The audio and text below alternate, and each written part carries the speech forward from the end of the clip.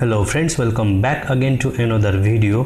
So आज म तपाईको लागि ट्यालीको अर्को पार्ट लिएर आइसकेको छु र आज म तपाईहरुलाई कम्पनीको क्यापिटल र क्याशको बारेमा बताउन गइरा छु र बैंक स्टेटमेन्ट इन्ट्री कसरी गर्ने भन्ने बारेमा नि बताउन गइरा छु।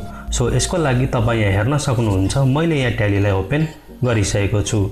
सो अब म यहाँ तपाईलाई क्यापिटलको लेजरलाई क्रिएट गरेर देखाउन गइरा छु र कम्पनीको क्यापिटल कति छ र क्यापिटलको ब्यालेन्स लेजरमा कहाँ हाल्ने भन्ने बारेमा बताउन गइरा छु। सो यसको लागि तपाई यहाँ मास्टरको अकाउन्ट इन्फोमा गई लेजरमा गएर सिंगल लेजरको क्रिएटमा इन्टर प्रेस गर्नुहोला, जसको बारेमा मैले तपाईलाई पहिले नै बताइसकेको छु। सो क्यापिटलको लेजर क्रिएट गर्नको लागि तपाई यहाँ क्यापिटल अकाउन्ट टाइप गर्नुहोला र गरिसकेपछि अन्डरमा क्यापिटल नै रहन दिनुहोला। सो त्यसपछि तपाई यहाँ सबै कुरालाई एज इट इज छोडिदिनुहोला र ओपनिङ ब्यालेन्समा तपाईको कम्पनीमा भएको क्यापिटललाई हाल्नुहोला, यानी तपाईको कम्पनीको पुँजीलाई हाल्नुहोला। जस्तै कि यहाँ हेर्न सक्नुहुन्छ, यहाँ कम्पनीको क्यापिटल 10 लाख भनेर छ। सो तपाईले यहाँ ओपनिङमा 10 लाख टाइप गर्नुहोला। गरिसकेपछि तपाई यहाँ इन्टरलाई प्रेस गरी एक्सेप्टमा गई फेरि इन्टर प्रेस गरी लेजरलाई सेभ गर्नुहोला। सो यो त भयो तपाईको कम्पनीको क्यापिटलको बारेमा। अब म तपाईको कम्पनीमा क्याशको ब्यालेन्स कति छ र त्यसको बारेमा बताउन गइरा छु। सो त्यसको लागि तपाई यहाँ एस्केपलाई प्रेस गरी सिंगल लेजरको अल्टरमा प्रेस गर्नुहोला। प्रेस गरिसकेपछि तपाई यहाँ क्याशलाई चुज गर्नुहोला र तपाईले यहाँ के ध्यान दिनुपर्ने हुन्छ भने यो क्याशको लेजर अटोमेटिक पहिलेदेखि नै क्रिएट गरेकै हुन्छ। यसमा तपाईले क्याशको लेजरलाई क्रिएट गर्नु पर्दैन। सो तपाई यहाँ क्याशमा इन्टर प्रेस गर्नुहोला र अब यहाँ तपाईको कम्पनीमा क्याश कति छ तो यहाँ तपाईले हाल्नुपर्ने हुन्छ। जस्तै कि मानौ कि तपाईको कम्पनीमा क्याश 3,50,000 छ। सो तपाईले यहाँ इन्टर प्रेस गरी क्याशको ओपनिङ ब्यालेन्समा 3,50,000 टाइप गर्नुहोला र इन्टर प्रेस गर्नुहोला र फेरि एक्सेप्टमा इन्टर प्रेस गरी लेजरलाई सेभ गर्नुहोला। सो यसरी नै तपाई आफ्नो कम्पनीको क्यापिटल र क्याशलाई ट्यालीमा हाल्न सक्नुहुन्छ। सो यति गरिसकेपछि अब म तपाईलाई बैंक स्टेटमेन्ट इन्ट्री कसरी गर्ने भन्ने बारेमा बताउन गइरा छु। सो यसको लागि तपाई एस्केपलाई प्रेस गरी गेटवे अफ ट्यालीको अकाउन्टिङ भोचरमा गई इन्टर प्रेस गर्नुहोला। इन्टर प्रेस गरिसकेपछि अकाउन्टिङ भोचर क्रिएसनको भोचर यहाँ ओपन हुनेछ। ओपन गरिसकेपछि यहाँ हेर्न सक्नुहुन्छ, यो भनेको पेमेन्ट भोचर हो। सो तपाईले यो पेमेन्ट भोचरलाई जर्नल भोचरमा चेन्ज गर्नुहोला र चेन्ज गर्नको लागि तपाई यहाँ राइट ह्यान्ड साइडमा F7 जर्नल भनेर देख्न सक्नुहुन्छ। सो तपाईले यहाँ किबोर्डमा F7 लाई प्रेस गर्नुहोला। F7 प्रेस गरिसकेपछि जर्नल भोचर ओपन हुनेछ। सो अब म तपाईलाई यहाँ लेजर सेकेन्डरी मेथडबाट क्रिएट गरेर देखाउन गइरा छु र यसको लागि तपाई यहाँ अल्ट सी लाई प्रेस गर्नुहोला। अल्ट सी लाई प्रेस गरिसकेपछि तपाई लेजर क्रिएसन सेकेन्डरी भनेर देख्न सक्नुहुन्छ र यहाँ तपाई लेजरलाई क्रिएट गर्न सक्नुहुन्छ। जस्तै कि म यहाँ ग्लोबल आइमी बैंकको लेजरलाई क्रिएट गर्दै छु। सो यहाँ नेम लेखिसकेपछि तपाई यहाँ इन्टर प्रेस गरी अन्डरमा बैंक अकाउन्टलाई चुज गर्नुहोला, किनभने हामी यहाँ बैंकको लेजरलाई क्रिएट गर्दै छौं। सो अन्डरलाई चुज गरिसकेपछि तपाई यहाँ इन्टर प्रेस गरी बैंक अकाउन्ट नम्बर र एड्रेस हाली इन्टर प्रेस गरी लेजरलाई सेभ गर्नुहोला। हुन त लेजर क्रिएट गर्नको लागि तपाई गेटवे अफ ट्यालीको अकाउन्ट इन्फोमा गई लेजरमा इन्टर गरेर लेजर क्रिएट गर्न सक्नुहुन्छ। तर यदि इन्ट्री गर्दा गर्दै कुनै नयाँ लेजर आइदियो भने फेरि ब्याक गई अकाउन्ट इन्फोमा गई लेजर क्रिएट गर्न झ्याउ हुन सक्छ। सो यसको लागि तपाई यहाँ भौचर भित्रै पार्टिकुलरमा अल्ट सी लाई प्रेस गरी सेकेन्डरी मेथडबाट लेजरलाई क्रिएट गर्न सक्नुहुन्छ। सो यो त भयो अल्टरनेटिभ लेजर क्रिएट गर्ने तरिका र अब म तपाईलाई यहाँ बैंक स्टेटमेन्टको भौचर इन्ट्री गरेर देखाउन गइरा छु। र इन्ट्री गर्नुभन्दा पहिला तपाईले भोचरको सेटिङ यानी कन्फिगरेसनलाई चेन्ज गर्नुपर्ने हुन्छ र चेन्ज गर्नको लागि तपाई कन्फिगरेसनलाई ओपन गर्नुहोला। सो यहाँ जर्नल भोचरमा कन्फिगरेसनलाई ओपन गर्नको लागि तपाई यहाँ हेर्न सक्नुहुन्छ, यहाँ F12 भनेर देखाइरहेछ। सो तपाईले यहाँ F12 लाई प्रेस गर्नुहोला। प्रेस गरिसकेपछि कन्फिगरेसन बक्स ओपन हुनेछ र यहाँ तपाई इन्टर प्रेस गरी एलाउ क्याश अकाउन्ट इन जर्नलमा नो लाई चेन्ज गरेर यसमा राख्नुहोला। यसमा राखिसकेपछि तपाई इन्टर प्रेस गरी कन्फिगरेसनलाई सेभ गर्नुहोला। सो अब आयो स्टेटमेन्ट इन्ट्री गर्ने पालो र ब्याङ्क स्टेटमेन्ट इन्ट्री गर्नको लागि तपाईँ यहाँ देख्न सक्नुहुन्छ मसँग यहाँ ग्लोबल आइएमई ब्याङ्कको स्टेटमेन्ट छ र स्टेटमेन्टको ओपनिङ ब्यालेन्स 0 यानि नील यहाँ देखाइरहेछ।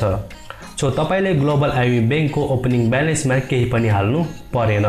त्यसपछि तपाईँले यहाँ देख्न सक्नुहुन्छ कम्पनीले आफै 3,50,000 रुपिस जुलाई 22 मा ग्लोबल ब्याङ्कमा डिपोजिट गरेको छ। सो तपाईँले यहाँ इन्ट्री गर्दाखेरि बाईमा ग्लोबल आइएमई ब्याङ्कलाई डेबिट गर्नु पर्यो र स्टेटमेन्टको अनुसारले डेबिटमा 3,50,000 लाई टाइप गर्नुपर्ने हुन्छ। टाइप गरिसकेपछि तपाईँ यहाँ इन्टर प्रेस गर्नुहोला र इन्टर प्रेस गरिसकेपछि यहाँ बाईलाई चेन्ज गरेर 2 मा राखी क्यासलाई चुज गरी क्रेडिटमा 3,50,000 भएको एमाउन्टमा इन्टर प्रेस गर्नुहोला र मेक स्योर तपाईँ यो जुन क्यासमा 0.00 क्रेडिट देख्दै हुनुहुन्छ यो कहिले पनि माइनसमा जानु भएन। सो यति गरिसकेपछि तपाईँ इन्टर प्रेस गरी नरेसनमा being cash deposited on bank so यहाँ तपाईँ स्टेटमेन्टको इङ्ग्लिस डेटको अनुसारले नेपाली डेटलाई निकाल्नु पर्ने हुन्छ।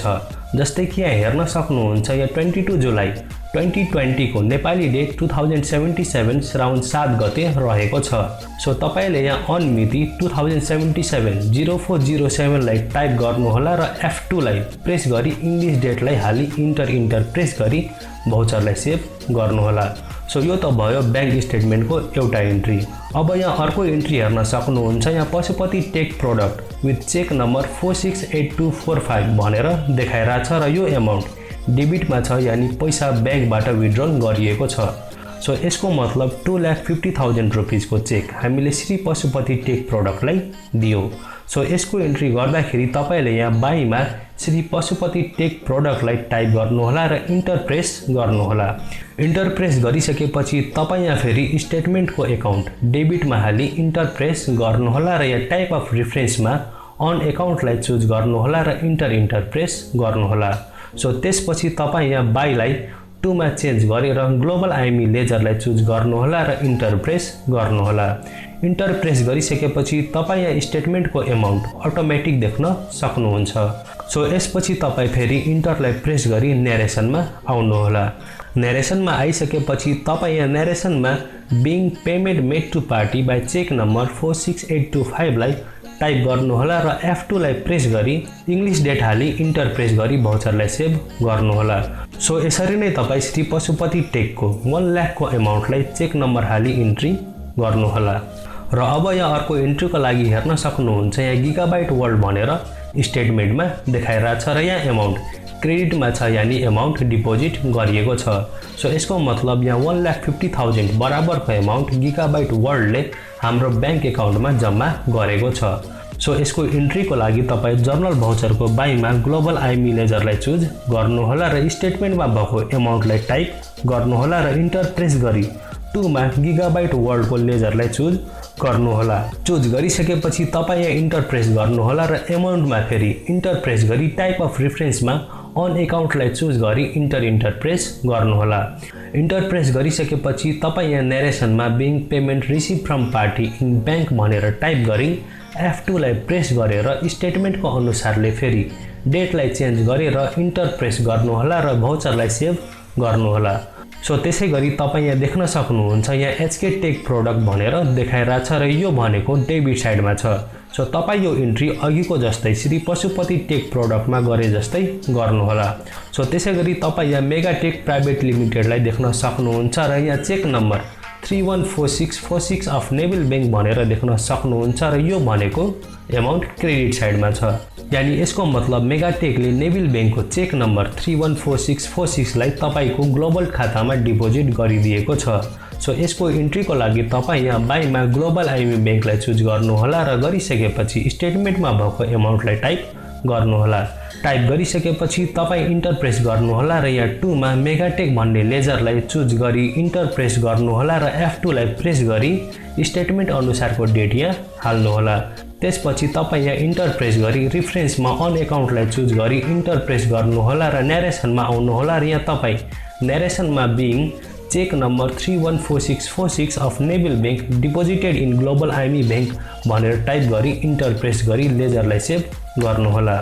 सो अब तपाईँ यहाँ देख्न सक्नुहुन्छ यहाँ स्टेटमेन्टको डेबिटमा जति नै पार्टीको एमाउन्टहरू छन् यो भनेको सबै पर्चेज पार्टी हो, यानि यिनीहरूसँग हामीले सामान किनेका थियौँ। र यहाँ तपाईँ जति पनि क्रेडिटमा देख्दै हुनुहुन्छ यो भनेको सबै सेल्स पार्टी हो, यानि यिनीहरूलाई हामीले सामान बेचेका थियौँ। सो यो त भयो ब्याङ्क स्टेटमेन्ट ट्यालीमा इन्ट्री गर्ने तरिका। अब म तपाईँलाई यहाँ केही लेजरलाई ओपन गरेर देखाउन गइरहेको छु। सो लेजरलाई ओपन गर्नको लागि तपाईँ गेटवे अफ ट्यालीमा गई यहाँ रिपोर्टको डिस्प्लेमा इन्टर प्रेस गर्नुहोला र एकाउन्ट बुकमा इन्टर प्रेस गरी फेरि लेजरमा इन्टर गर्नुहोला। सो यहाँ हेर्न सक्नुहुन्छ यहाँ हामीले क्रिएट गरिएको लेजरहरू देखाइरहेछ र यसमा तपाईँले कुनै पनि लेजरलाई ओपन गरेर देख्न सक्नुहुन्छ। जस्तै कि म यहाँ श्री पशुपति टेक प्रोडक्टलाई चुज गरी इन्टर प्रेस गर्दैछु। इन्टर गरिसकेपछि लेजर ओपन हुनेछ र यहाँ तपाईँले लेजरको डिटेल हेर्न सक्नुहुन्छ। जस्तै कि यहाँ हेर्न सक्नुहुन्छ यहाँ हामीले 4,50,000 को सामान पर्चेज गरेको भनेर देखाइरहेछ र त्यसै गरी 2,50,000 र 1 लाख बराबरको एमाउन्ट पार्टीलाई ब्याङ्कको थ्रु पे गरिएको भनेर देखाइरहेछ र बाँकी 1 लाख एमाउन्ट पे गर्न बाँकी नै छ, जुन चाहिँ तपाईँले यहाँ क्लोजिङ ब्यालेन्सको क्रेडिटमा देख्न सक्नुहुन्छ। सो त्यसै गरी म यहाँ गिगाबाइट भन्ने लेजरलाई ओपन गर्दैछु र ओपन गरिसकेपछि तपाईँ यहाँ देख्न सक्नुहुन्छ यो लेजरको पुरै डिटेललाई देखाइरहेको छैन। सो पुरै डिटेलको लागि तपाईँ यहाँ डेटको पिरियडलाई चेन्ज गर्नुपर्ने हुन्छ र चेन्ज गर्नको लागि तपाईँ यहाँ अल्ट F2 लाई प्रेस गर्नुहोला र डेटलाई रिमुभ गरी इन्टर प्रेस गर्नुहोला। सो अब यहाँ हेर्न सक्नुहुन्छ तपाईँ यो लेजरको पुरै डिटेललाई देख्न सक्नुहुन्छ र यहाँ 1,89,000 को सेल्समा हामीले 1,50,000 रुपिस पनि पाइसकेका छौँ र बाँकीको 39,000 बराबरको एमाउन्ट हामीले लिन बाँकी नै छ र यो ब्यालेन्स हामीले क्लोजिङ ब्यालेन्सको डेबिट साइडमा देख्न सक्छौँ। सो अब म तपाईँलाई एचके टेक प्रोडक्टको लेजरलाई ओपन गरेर देखाउन गइरहेको छु। सो यसको लागि तपाईँ स्केपलाई प्रेस गरी एचके टेक प्रोडक्टलाई चुज गर्नुहोला र यहाँ तपाईँ देख्न सक्नुहुन्छ यहाँ हामीले एचके टेकसँग 1,50,000 को पर्चेज गर्यौँ र त्यति नै बराबरको रकम हामीले ब्याङ्कको थ्रु पे नि गर्यौँ। सो यहाँ क्लोजिङ ब्यालेन्समा केही पनि देखाइरहेको छैन। सो त्यसै गरी यदि तपाईँ ग्लोबल आइमीको लेजर ओपन गर्नुभयो र पुरै डिटेल निकाल्नुभयो भने यहाँ लेजर यस्तो देखिन जान्छ र यहाँ तपाईँले के ध्यान दिनुपर्ने हुन्छ भने हाम्रो स्टेटमेन्टको एमाउन्ट डेबिटमा छ भने यहाँ लेजरमा त्यो पर्टिकुलर एमाउन्ट क्रेडिटमा हुनु पर्यो र स्टेटमेन्टमा क्रेडिटमा छ भने लेजरमा डेबिटमा हुनु पर्यो। जस्तै कि यहाँ हेर्न सक्नुहुन्छ Shri Pashupati tech product bank स्टेटमेन्टमा डेबिटमा छ भने यहाँ हाम्रो ब्याङ्कको लेजरमा श्री पशुपति टेक प्रोडक्ट क्रेडिटमा देखाइरहेछ र त्यसै गरी यहाँ देख्न सक्नुहुन्छ गिगाबाइट वर्ल्ड ब्याङ्क स्टेटमेन्टमा क्रेडिटमा छ भने यहाँ ब्याङ्कको लेजरमा डेबिटमा देखाइरहेछ र यस्तो चाहिँ हरेक स्टेटमेन्टको अनुसारले लेजरमा हुनै पर्छ। सो साथीहरू यिनै थिए कम्पनीको क्यापिटल क्यासको बारेमा र लेजर सेकेन्डरी मेथडबाट क्रिएट गर्ने तरिका र अन्तिममा ब्याङ्क स्टेटमेन्ट इन्ट्री गर्ने तरिका। सो साथीहरू आजको लागि यति नै र अब म आउने पार्टमा फिक्स्ड एसेट्सको इन्ट्री, पेमेन्टको इन्ट्री कसरी गर्ने र रिपोर्ट कसरी निकाल्ने भन्ने बारेमा बताउने छु। सो त्यतिन्जेलको लागि बाई, जय नेपाल।